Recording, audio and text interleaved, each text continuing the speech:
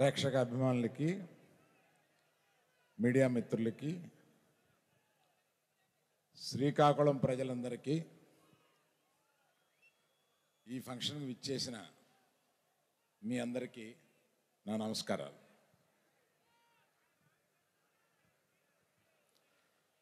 శ్రీకాకుళం ప్రాంతంలోంచి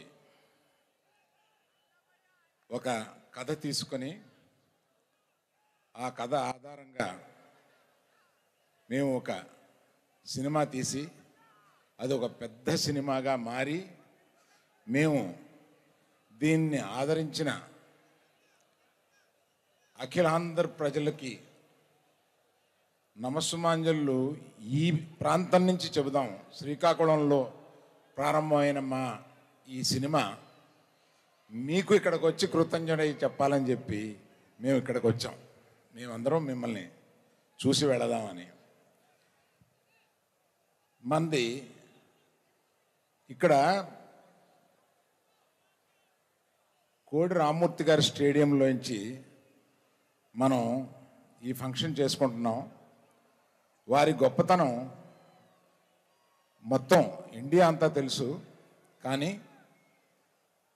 వారిని ఇక్కడ తప్పనిసరిగా మనం స్మరించుకోవాల్సిన అవసరం ఉంది. ఎందువలనంటే ఈ ప్రాంతంలో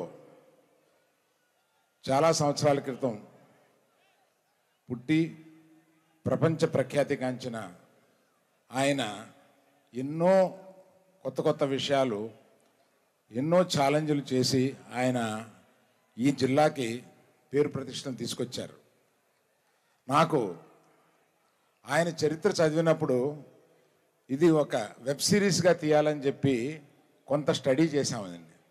నాకు ఆశ్చర్యపోయిన విషయాలు ఏంటంటే అంత బాడీ బిల్డింగు, అంత అంటే 2 కార్లను 2 చేతులతో ఆపి పబ్లిక్లో నిరూపించుకున్న ఆయన, అంత శక్తివంతుడు ఆయన కేవలం శాకాహారి. అది ఒక పెద్ద మెసేజ్ అన్నమాట. అంటే శాకాహారం తింటూ కూడా అంతటి శక్తిని చూపించగలమని ఆయన నిరూపించారు.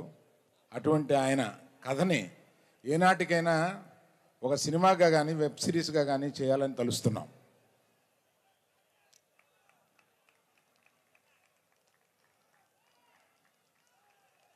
థ్యాంక్ యూ అండి. తర్వాత ఈ సినిమాలో అత్యద్భుతంగా నటించిన నాగ చైతన్య గారికి, మీరన్న లేడీ సూపర్ స్టార్ సాయి పల్లవికి, వాళ్ళిద్దరినీ బొమ్మలాట ఆడించినట్టు ఆడించిన మా డైరెక్టరు చందు మొండేటి గారికి. చందు మొండేటి గారు అలా తెలియనట్టుగా అమాయకత్వంగా అలాగా ఉంటారు, కానీ ఆయన కలంలోంచి వచ్చే ప్రతి అక్షరం, ఆయన మేధస్సులోంచి వచ్చే ప్రతి షాటు మనల్ని ఇవాళ ఉర్రు తొలగిస్తుంది. అటువంటి మేధస్సు కలిగిన ఆయన చాలా సైలెంట్గా, ఏమీ తెలియని అమాయకత్వంగా ఆయన కూర్చుని ఉంటారు. ఆయనకి ఈ స్టేజ్ పూర్వకంగా నేను సరదా కృతజ్ఞతలు చెప్పుకుంటున్నానండి. Thank you sir, thank you very much. ఇలాగా ఇక్కడికి రాని వాళ్ళు, మ్యూజిక్ డైరెక్టర్ దేవిప్రసాద్ గారు, ఎడిటర్ నవీన్ నూలి గారు, మా శ్యామ్ దత్ గారు కెమెరామ్యాన్ గారు, వీళ్ళందరూ ఉన్నారు.